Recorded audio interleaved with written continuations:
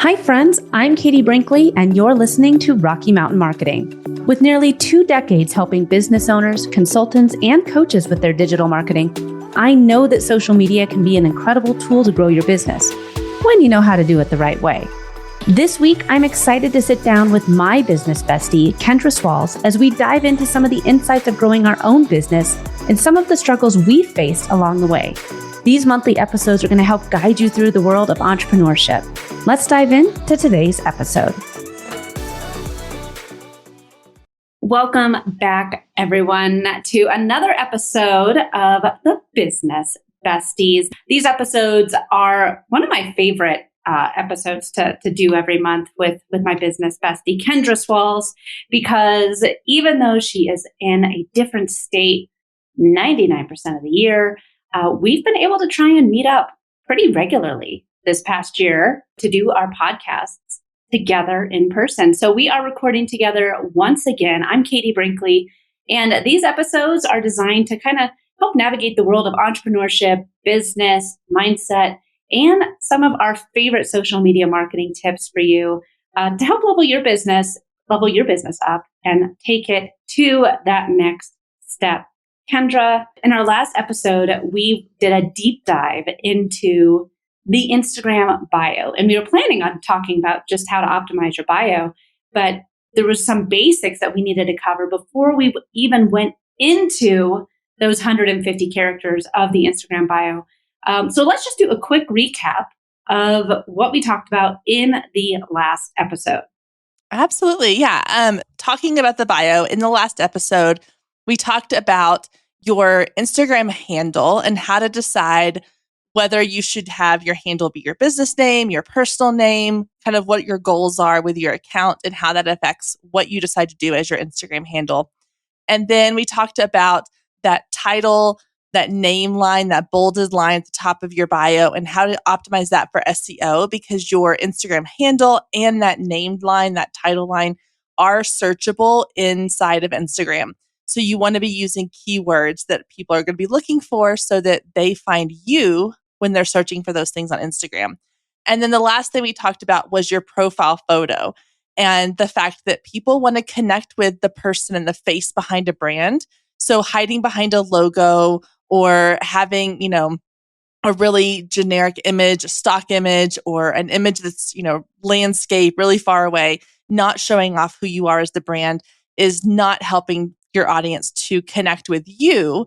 They want to have a face to go with the brand. So those were kind of the three things we talked about that are sort of the top part. Looking at Instagram bio and you're dividing it into two parts. You got the top part and then the part we're going to talk about today, which is those characters, that 150 or 80? It's 150 characters in the bio and 80 in the name field. And Kendra, as a former photographer, and there's no secret for those who are regular listeners of the podcast, you are not camera shy at all, girl. You have some of the best reels out there. But yours truly, it does take a little bit of courage to step in front of the camera. But that's when everything for my business changed, was when I started stepping in front of the camera and producing more content, putting my face out there. I just want to talk about the picture a little bit before we dive into those 150 characters here, because a lot of people who listen to the last episode might be saying like, okay, well, that's fine for you, but I don't have professional headshots. I don't even know how to record reels. I don't even know like how to get all these pictures that you're talking about to put into my feed. Stock imagery is all that I can get my hands on right now. And as somebody that's a former photographer, Kendra, I would just love to know what some tips for them from you as they maybe make those steps into putting their face out there in the social media world a little bit more. Yeah. So, okay, a couple of things here, and I could go on for this forever. So I'll keep it as brief as possible. But I would say starting off is baby steps. So we're not asking you to go from 100% stock photography and a logo as your profile photo to every post and everything is your face. That's a lot. That's, jumping into the deep end. I'm asking you to take like one step into the water and then slowly ease in. And I did this with my Instagram account. And actually, if you scroll all the way back, which I did recently, it's a little ways back, but you will see a shift, a very clear shift from one style to the next. But what you'll notice is I didn't go in and like, again, post everything with me in it. It was, I changed my profile photo, and then I changed to where I had like one post a week had me as the photo in the, on the post or the graphic. And then one reel where like I was kind of in it, but I was lip syncing. So it's not something you have to like go 100% in on. You just have to take little steps. So when it comes to step one, which I would say is your profile photo, because that's an easy one to kind of capture the photo. It's static. You're not having to record yourself on video. You're not having to get a bunch of different photos for all these different content pieces. It's one headshot image. And I will say there is something to be said about hiring a photographer for your headshot. You can typically find headshot branding specific photographers that are not super expensive. But if that is still not something in your budget, or you're like, I don't have time to schedule a photo shoot and have headshots done, I will say a quick tip too is if you are getting family photos done for the holidays, ask your photographer, hey, will you snap a quick headshot of me? I promise you they will always agree to do that. But if you're wanting to do this on your own, you can do this really easily. Our phones are so well equipped these days to take incredible photos, sometimes better than the ones that even like new professional photographers will take. Get your phone, set it up on a tripod or set it on a ledge. You want to make sure that the main thing is lighting. You want to make sure you have good lighting, because the worst thing you can do is have a photo, one, that's been taken with like a flash on your phone. That's not great lighting.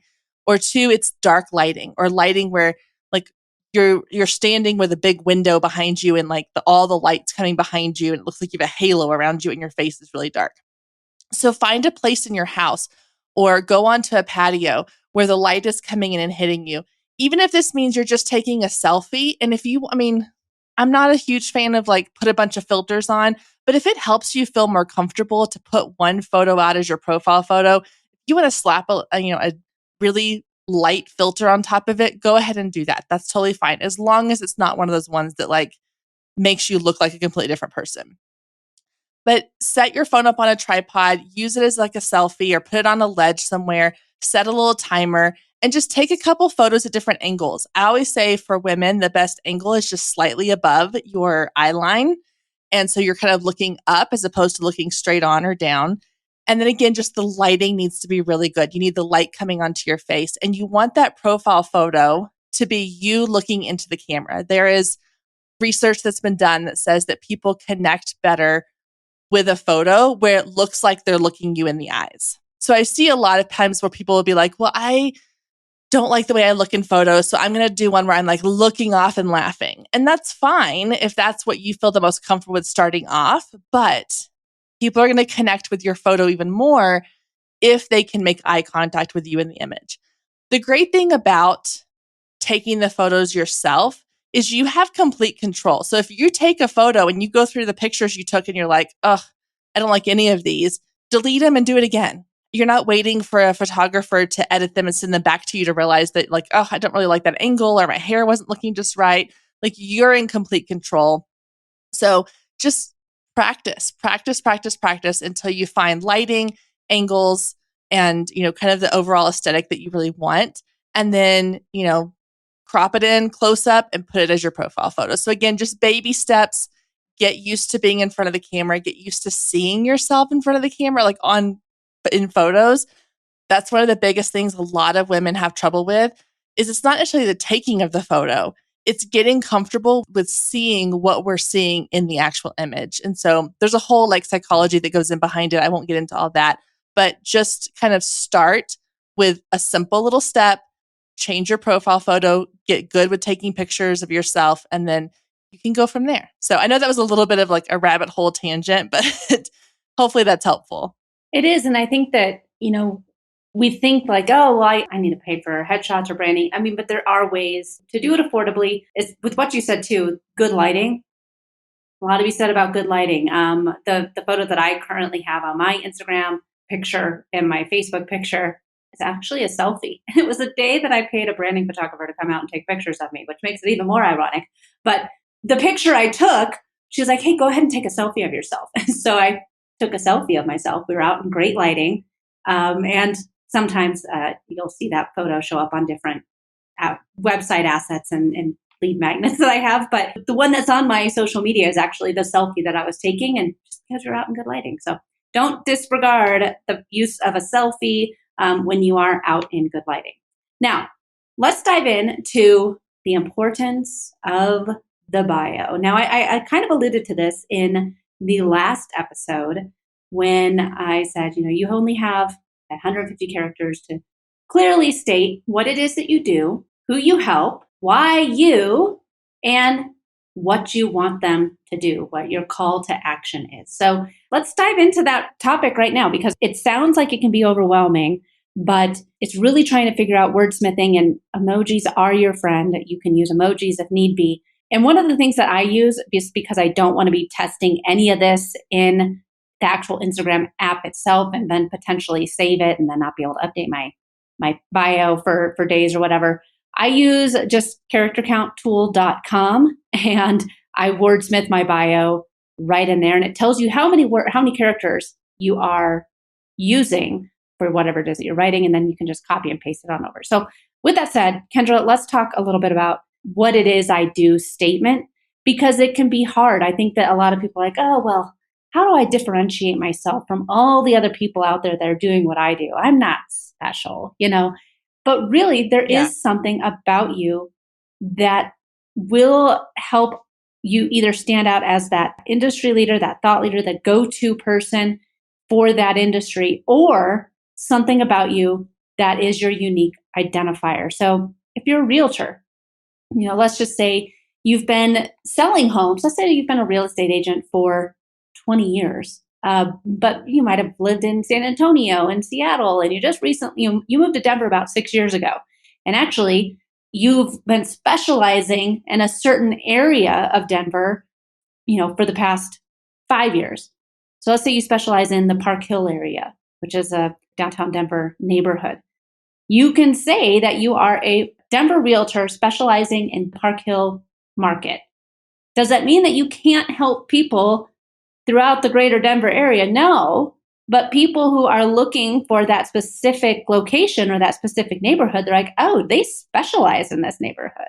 I absolutely want to work with them because they know all the ins and outs. They know all the best restaurants. They know the best schools. They know if this is a busy street or not because they specialize in this neighborhood. Well, yeah. And I like to think about it too. Like this happened a lot with me in photography because I would have photographers all the time that were like, well, I don't want to just say that like I only photograph families because what if someone wants to have headshots done? Or what if somebody wants me to photograph like an event or, some specialty thing? I don't want to feel like I can't. And that's the thing is like, it's not that you're saying that you can't do those things. It's just saying like, this is what I am really good at. This is what I know the most about. This is my specialty. I always use like this example with doctors. If I were to go and like have something happen to like earache, like I have a really terrible earache, and I'm probably not going to, like my general doctor might be able to help me some, but I want to go to a specialist, someone who's going to be able to specifically understand the inner workings of the ear to help me feel better. I'm not just going to go Google doctors in my area. I'm going to Google somebody who specializes in helping me get rid of my ear pain. The same thing goes with your industry or the niche that you've picked is you want to be able to say like, this is what I'm really good at. This is what I love doing. These are the people I want to really work with. The idea of the real estate agent. I have a friend in my area who is a real estate agent and she and her husband are a team and they specialize in helping first-time home buyers navigate the waters of buying their first home. It doesn't mean that they don't have people coming to them that are, seasoned home buyers that are relocating for work or whatever, but their specialty is they really have kind of cornered the market when it comes to we know how to help first-time home buyers navigate the things that they don't know. We know how to share information in a certain way. We know how to show them certain aspects of home buying process. And that is going to help set you apart because if there is somebody who's like, I've never bought a home before, and they go on Instagram and they type in realtors in their area and you pop up and it says, I help first-time home buyers navigate the chaos of buying your first home. I'm going to be like, yes, that's who I want on my side, as opposed to Realtor Susie, who is just all she has on there is I help people buy homes. Having that niche statement in your bio is what's going to help people go, this is my person. Like, these are my people. And so I always like to say, if you're starting off with like redoing your bio, or you are not sure where to start with like creating this, is I want you to create an like, I help blank to do blank by blank. So it's like a Mad Libs. You're going to fill it in. So like, who are you helping? So I help first-time home buyers with what? I help first-time home buyers with navigate the process of buying their first home. And how do I do that? By simplifying the process. Or, you can refine this. This is where, like you said, like, don't go typing this into your Instagram bio right away. Put it in a Word doc, put it in a notes file, put it somewhere where you can kind of like play around with it and figure out what sounds best and what fits. But if someone's coming to your bio and they see that first little sentence that says, what it is that you do and who you serve, they're going to immediately know this is someone for me. Or they may be like, meh, not really for me. Like, I'm not in that type of bracket or whatever. And that's totally fine. It's okay if your bio statement turns people off. You want that to happen. And I think that too, Kendra, it's how, when those new people, if you just posted a reel and you're like, oh man, this is great. I got like 6,000 views on this reel. I didn't get any followers. Well, let's take a look at your bio. Was it in alignment with what the reel was about? And this is where a lot of times, like, yes, it can be so hard not to just go ahead and do 100% of what is trending with the audio sounds. But you can still use a trending audio as long as you relate it back to what it is that you do or who you serve. Because that is where, like, oh, okay, this person might be for me. This is a funny reel, or I totally agree with that. I'm going to go check out their profile. And if your reel is not in alignment with what you say in your Instagram bio, they're not going to understand that they should follow you. So if you're a location-based business like a realtor, or if you have a physical location, you're a photographer where you specialize like in, like headshot photography throughout, the greater Denver area, that should be in the bio. But if you can serve somebody anywhere, this is where it comes into how long you've been doing something. What is your authority builder? So for me, mine is 18 plus years. So I've been doing the social media thing for a while. That's my differentiator, honestly. Which is crazy because you're only 25. I'm only 25, as my daughter says. She is starting to do the math. She's like, wait, Mom, if you're 28, and Daddy's 39, how come? And I'm like, oh man. And I'm 8 years old, and you were 30 when you got married. No, anyways, yeah, she's starting to be able to do math. But this whole 18-year statement, this was something that I shied away from at the beginning. And the reason behind it was because I was like, well, I wasn't getting paid for it, which I wasn't. I was not being paid to help bands with their social media, because at the time, that wasn't a thing. No, nobody was getting to do social media at that time unless you worked at MySpace or unless you worked at the Facebook, which is what it used to be called. Nobody was getting paid. But for me, my payment was in concert tickets. It was in getting free merch from the bands. It was by talking to them and building relationships with them. I was still doing a lot of these strategies and navigating things and trying to figure out the best ways to do them, but I wasn't getting paid. So I was like, I don't know if I feel comfortable saying that. And when I worked in corporate, I was doing this, but it was in a corporate role. So it was just an in addition to. I was not just doing social media. Again, times have changed. I've still been doing it for over 18 years, and I've been learning as all these new social media platforms come out. I mean, we don't even need to go into Vine and Snapchat and Blab. But I mean, like, this is where, like, I've seen the new social medias come out as they've been out and tried to learn the best strategies around them. There's nothing to shy away from. So take what you do. How long have you been applying it for your business? And you can use that as that differentiator of, I've been doing it for this long. And that can be your why you statement.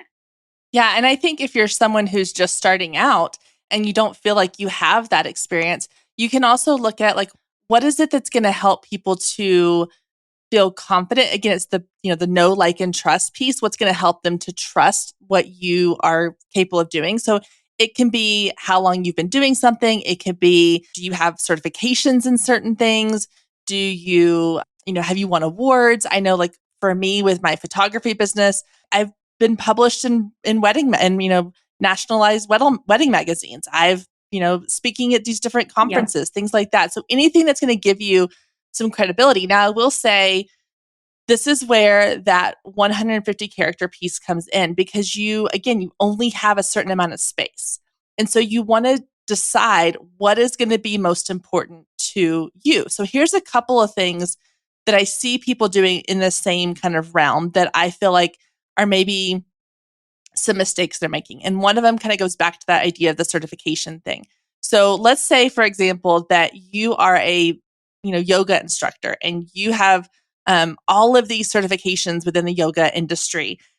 Putting those in your bio is only going to be beneficial if it means something to your audience. Yes. So I see people doing this all the time, and they'll put like MPCDAPLQ certified. Well, I have no clue what that means. Like, and again, I totally made that up just in case anybody's wondering. I was going to say, if it wasn't obvious. Certification that is. But like, if you put some crazy certification that means nothing to the everyday user in your niche, then that doesn't make any sense. Like, save that for your website, save that for other pieces of content. Put that into a post feed explaining why it's important that you have this certification. But because that bio is so limited, you want to really make sure that you are prioritizing the things that are going to matter to your audience. Because I'm thinking of a specific example of a client or someone I saw do this, where they were an online kind of fitness person, and they had like online fitness training. And then the next 3 lines were like these lettered certifications that I'm looking at it going, I don't know what this means. And the only people that's going to appeal to or attract to are other industry experts. And that's not who your audience is. That's not who your account is trying to draw in. So just be selective and kind of go, okay, what can I put in this space that I have that is going to make the biggest impact on the audience? Yeah. So you have to think about, like, put yourself in their shoes a little bit. Don't use terminology that doesn't make sense to them.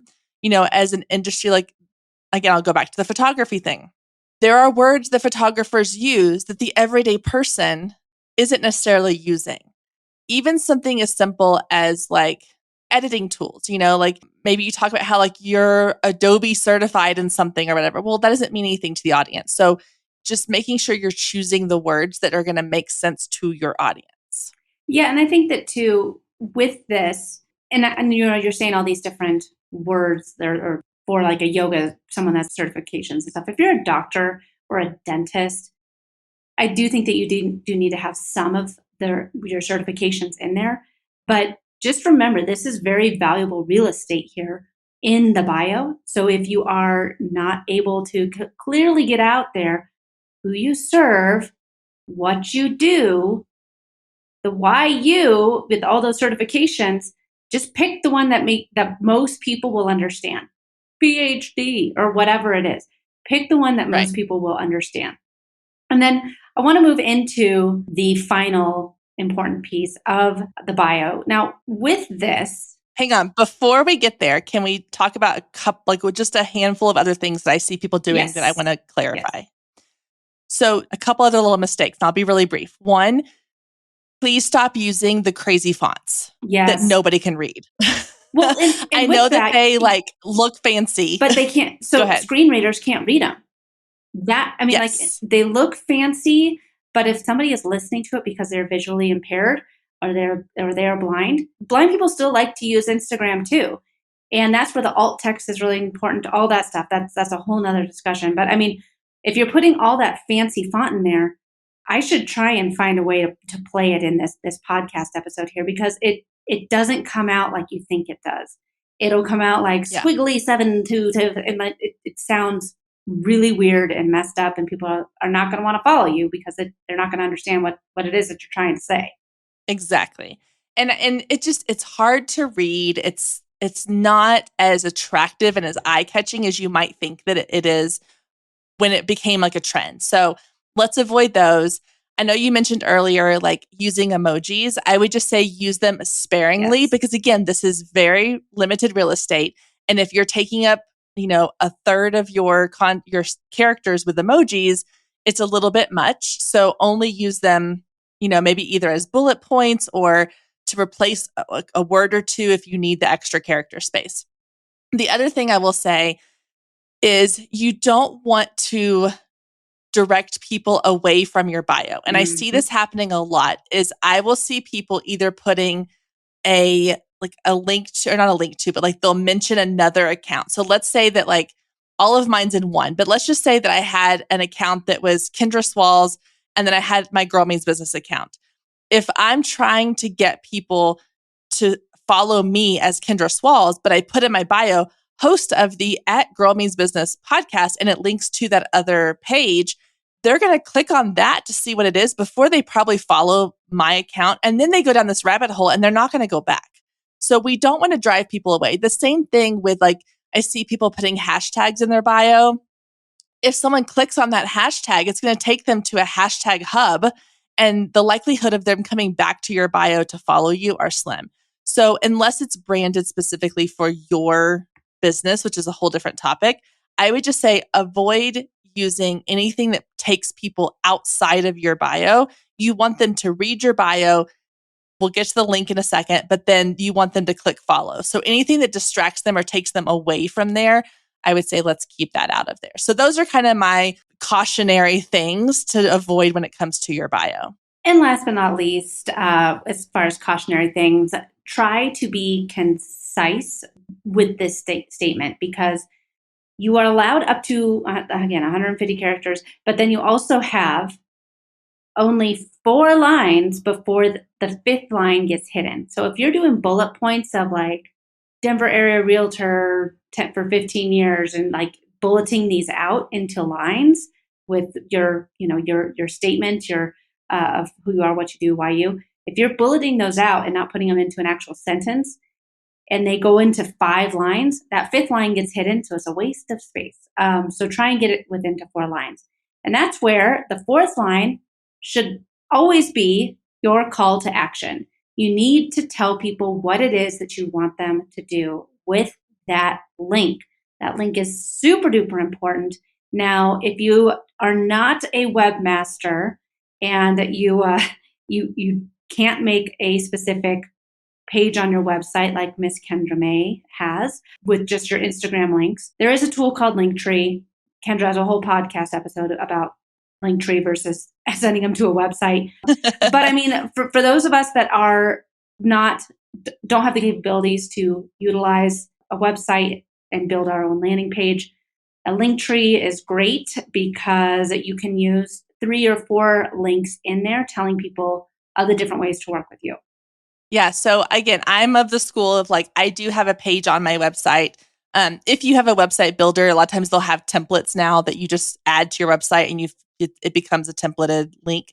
The nice thing about using a link on your own website is that now you are getting that website traffic and you are getting that SEO for your website, which is really helpful. But again, if you are not super tech savvy, if that is not something you want to spend your time and energy on, Linktree, there's I think there's one called Milkshake that's really cool that I've seen people use. There's a ton of options out there. A couple of really quick little kind of thoughts and tips on the link really quick, and then we'll wrap up, is you want to make sure that if you have a link, whether it's on your website or through Linktree or something else, that you're not adding 20 different links. You want it to be simple. Kind of think of it as your main go-to. So your number one lead magnet. Maybe you have a link to a contact form or your podcast or your website, but you want to keep it really simple because I've seen some of these where I click on it and I have to scroll 3 times on my phone to see all the links. And I'm I don't even know, a lot of it's affiliate links for this or try this thing and get 50% off. And I'm no, I just came here for whatever your post was about. I don't need all this other stuff. It's too much. And a confused mind doesn't take action. So you want to make sure the links in that link in your bio are really simple. The other thing I'll touch on here is you want to make sure that the links that you are sending people to are actually working links. Because again, this is all things I've seen happen. And it's very frustrating when I see someone post about something and I'm like, oh, I really want to go check that out. I go to their link tree or the link in their bio and it's not up to date. And so either the thing isn't there at all, it's outdated links that they have, on there. Or when I do click on it, it takes me someplace else, or it gives me like an error message. So you just want to make sure, because people are not going to go spend the time to search and find what it is that you've told them about in your post or your reel or wherever. So make it really, really simple. Keep the link simplified, and then make sure all of your links are actually linking to the things that you want them to go to. Very well put. And I think that too, with this link tree, link in bio, don't overwhelm them. Like you said, keep it simple, 3, 4 max links in there. And if you're like, I don't even know if I need to have more than one link, then send them to the most important page on your website where you can track and see, hey, am I getting new customers from Instagram? Am I getting clicks from Instagram? Make it a page that you can see actionable results come from. I always recommend having a lead magnet just so that you can continue growing your email list so you're not building your audience on rented land. But that fourth line needs to tell people what's in it for them. Get my 5 free tips to selling in the DMs with an arrow pointing down. Get your new email builder from Kendra. Click down, but whatever. For free, whatever, free email templates with an arrow pointing down. Whatever it is, tell people why they want to click that link. And I promise you, you are going to start seeing more website traffic and more email opt-ins. Yeah, I agree. Instagram is also testing the option to have multiple links in your bio. But even if you've heard that rumor, even if maybe you're one of the people that has the option to test that out, just know that it's not going to be like where you have 5 different links available. That main link still needs to be your main link. Even if you get the option from Instagram to add multiple links later on, it's that first link that, like she was saying, the call to action, grab your free email kit here with an arrow, and that first link, that's still going to be like priority number 1. So you want to make sure that you have that as your prime thing. And then with maybe the future onset of multiple links in bio, that'll be a new episode in the future. But that's where you can kind of play around with putting in other things if you have that option. But you want to utilize that link in bio, because that's what, if somebody goes to your content, they're going to come back to that link in bio. So make sure that it is meeting all the things that we have talked about so far in this episode. It was kind of funny because when we're sitting here in Steamboat, our favorite mountain getaway, to kind of sit down and really digest 2022, what we want to work on for 2023, sitting down, talking about podcast episodes, doing some workshops together, the two of us. And we decided on this podcast episode in addition to a few other ones. And we started recording and I was like, man, this needs to be 2 episodes. And we've talked for over an hour just about the Instagram bio. So I hope after listening to part 1 and now part 2, you realize that, yes, this is just, it's not just a set it and forget it thing. You should go in and check out your bio at least once a quarter, if not once a month, because updating your links in your link tree or on your website that are attached to the link in your bio. You should just give it a little bit of attention every now and then, because there's a lot of things that go into it, a lot of marketing that goes into it. And if you're saying, oh, Instagram just doesn't work for me, let's start over. Let's start at the basics and see what quick adjustments and tweaks can be made that might just be that difference maker on getting more people to click that oh so important follow button. Thanks so much for listening to this week's episode of Rocky Mountain Marketing. Make sure to subscribe so that you can continue navigating the world of entrepreneurship. And I'd love to hear from you. Please leave the show a review and connect with me on social media. You can find me on Instagram at @IamKatieBrinkley or connect with me on LinkedIn. And if you're ready to start making some sales on social media, be sure to grab my free guide to selling in the DMs without being spammy. You can get that at katiebrinkley.com. Let's keep taking your marketing to all new heights.